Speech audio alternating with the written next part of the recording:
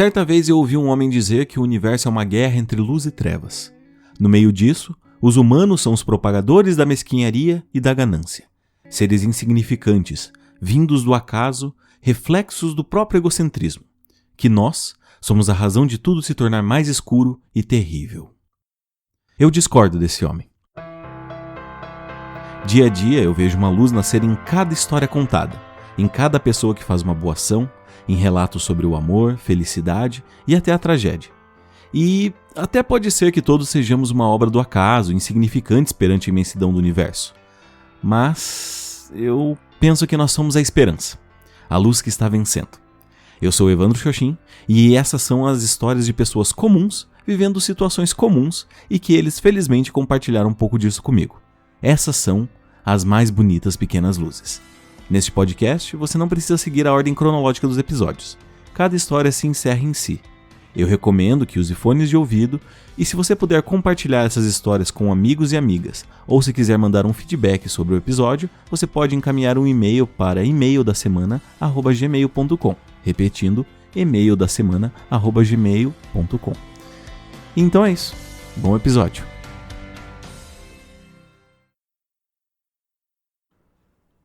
A luz de Neto. O amor não é uma ideia.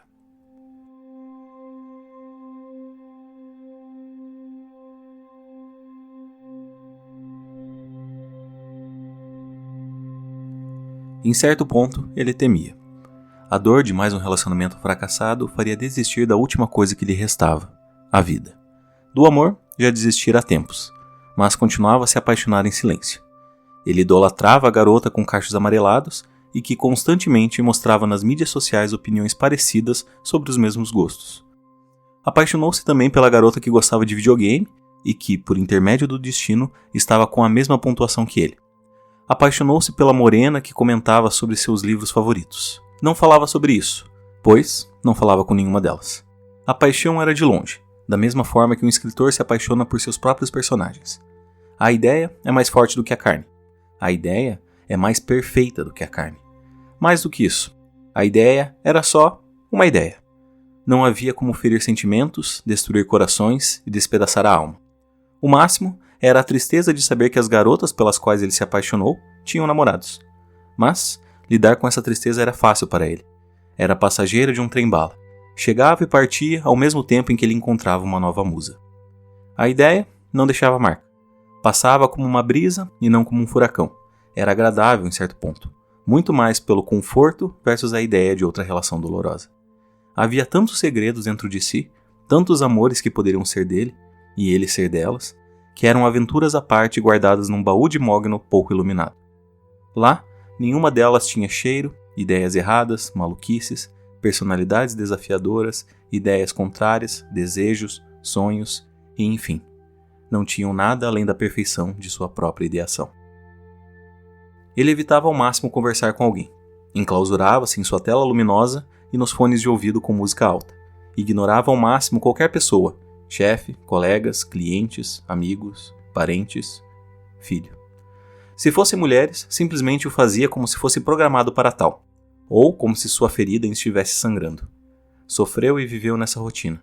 Viu o filho somente 5 vezes naquele ano. O medo e o receio não eram dos olhos verdes e dos bracinhos curtos daquele lindo bebê. Angustiava-se e acumulava para si uma vontade imensa de chorar, gritar, espancar e torturar a causa de sua dor.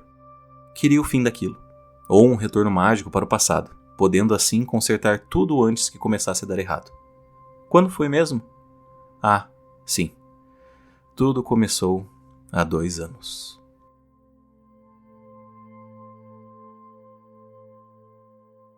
Ele saiu do mercado sem comprar nada. Não trazia consigo nenhuma sacola, mas mesmo assim carregava muito naquela parte de sua vida. Seu emprego era grotesco e abusivo. Carregava vários folgados e que se autodenominavam chefes. Fazia um serviço excelente em troca de seu bem-estar e sua felicidade. Parecia o pior investimento do mundo. De fato era. De fato é. Mas Neto carregava o peso de seu filho que logo nasceria. Precisava do plano de saúde, precisava do dinheiro, logo precisava carregar. Como não carregou o creme de leite naquela noite, culpa do mercadinho que tinha vendido todo o estoque, Neto entrou em sua casa com a convicção de que ele e sua esposa jantariam fora. Se não podia fazer estrogonofe para suprir os desejos da grávida, então que fosse em algum restaurante. Dentro do carro, cada um carregava uma coisa. Neto, a fúria. Marlene, a angústia. Chegaram a um restaurante já conhecido e esperaram por uma mesa. O tempo arrastou vários minutos, o que intensificou os toques do homem. Batia o pé no chão, batia o indicador na mesa. Suspirava, gemia, reclamava. Quando olhava para a esposa, a enxergava se comparando com um corpo de mulheres mais magras, esguias, finas, sensuais e perfeitas. Ao menos, era o que Neto pensava, e nisso tentava ajudar. Dizia à esposa que ela era melhor do que qualquer uma delas, que tinha um corpo melhor, mais sexy, mais lindo, mais tudo. Não eram verdades para o mundo, era verdade para ele, mas mesmo assim, era apenas isso, elogios à carne. Quando se sentaram, Neto reclamou da coluna que doía e da cadeira que parecia mais dura agora do que das outras vezes. As reclamações, uma vez mais, eram sobre ele, sobre o conforto dele, sobre as costas dele, sobre os direitos dele, sobre o bem-estar dele. Marlene quase pediu para o marido pensar nela também. Não conseguia entrar direito na mesa por conta de sua barriga e do filho nela. Sem ergonomia e com o peso de outro ser humano, as costas e até mesmo as coxas da mulher estavam latejando de dor. Quando não aguentava mais ouvir sobre Neto, ela levantou a voz e a cabeça. Mas, quando fez, seus olhos não se depararam com o marido, e sim com uma mulher passando ao lado dele. Uma loira, num vestido bege e apertado, cruzou o caminho e findou uma discussão que nem começou. Cada uma sorriu para a outra de seu próprio mundo, uma angustiada em sua cela e a outra livre num campo florido. Cansada de reclamações, Marlene pediu licença e levantou para ir ao banheiro. Com dificuldade, arrastou a cadeira para trás e ninguém, nem marido e nem garçom, foram capazes de perceber a dificuldade e oferecer ajuda. Não precisariam de qualquer forma. A mulher em vestido bege estava ali, como se aguardasse aquele momento, para ajudar a grávida a caminhar até o banheiro. Neto só deu conta que Marlene sumiu quando foi fazer o pedido. Ficou irritado por ter sido deixado sozinho com o garçom. Reclamou da cadeira, pediu estrogonofe para a esposa e um filé à parmegiana para si. Demorou, mas chegou. Não o pedido. Marlene. Veio sozinho e se sentou leve como uma sacola vazia. Tal como roupa suja recém-lavada, cheirava a maciez e tinha um toque doce. Comeram sem trocar muitas palavras. Bom, Neto falava, Marlene escutava. Faltava pouco agora.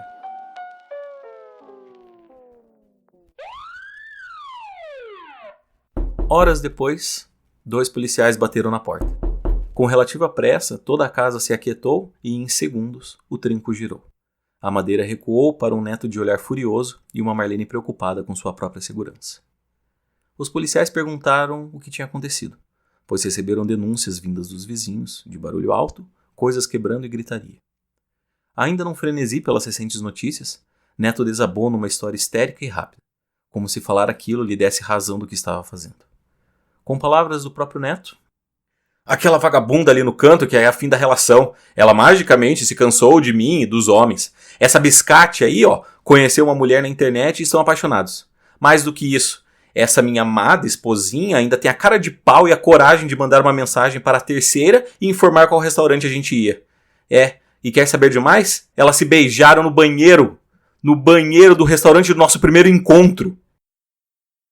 Neto continuou desenfreado, buscando a aprovação dos policiais para fazer o barulho e a gritaria que quisesse. Os homens da lei pareciam entender a fúria e a frustração, mas eles também entendiam do bom senso. E tudo o que eles precisaram fazer foi pedir para que Marlene os acompanhasse. Ela não estava sendo presa. Muito pelo contrário. Estava libertando. Estava dando à luz. No meio da discussão, a bolsa rompeu e o filho vinha apressado para o novo mundo. Quase um mês prematuro. Os policiais acharam por bem não deixar o homem naquele estado dirigir até o hospital. Por isso, tomaram a frente. Não foi uma pressa como uma versão de filme de Hollywood, mas ninguém perdeu tempo. Em momentos mais calmos, após o nascimento do filho, Neto tentou conversar com Marlene. Ela explicou que não conseguia voltar atrás, que o tinha amado uma vez, mas também que as coisas tinham mudado, que somente quando beijou a mulher no banheiro é que sentiu que estava sendo quem realmente era. Neto repetiu o processo. Raiva, tristeza, raiva, solidão, raiva. De novo e de novo. Ficou assim por um ano inteiro, e decidido que nenhuma mulher era importante para ele, ou ele era importante para elas, tentou o suicídio. A graça de uma corda forte, mas de uma estrutura frágil, fez o apoio de madeira se romper e um cano estourar. Foi isso que o salvou. Os pais o encontraram chorando e molhado, misturando tudo numa grande poça de desespero. Marlene veio naquela mesma noite. Depois do divórcio, ela não estava de volta. Mas estava de volta. Nunca quis se afastar do pai de seu filho. Ainda lembrava dos bons momentos e o amava pelos anos de parceria lado a lado. Encontraram ajuda juntos.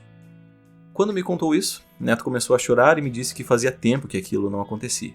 Não desde o tratamento com a psicóloga. Eu chorei junto e conversamos um pouco mais sobre a felicidade e como ele não a tinha encontrado, mas como era maravilhoso procurá-la. Eu conheci Neto nos corredores da Universidade Estadual de Maringá. Eu estava conversando sobre como era fácil se apaixonar por ideias com uma amiga. Ele meio que se intrometeu e falou de seus 3 momentos. Do marido escroto e mal agradecido, do solteiro traumatizado e do momento atual, o homem que reconhece seus erros. Ele estava aguardando sua ex-esposa, a namorada dela, a mesma mulher do vestido bege, e o seu filho. Iriam comer pizza e conversar sobre a vida. Faziam aquilo constantemente. No final das contas, eu disse que fiquei feliz por ele ter se perdoado. Ele me disse de imediato.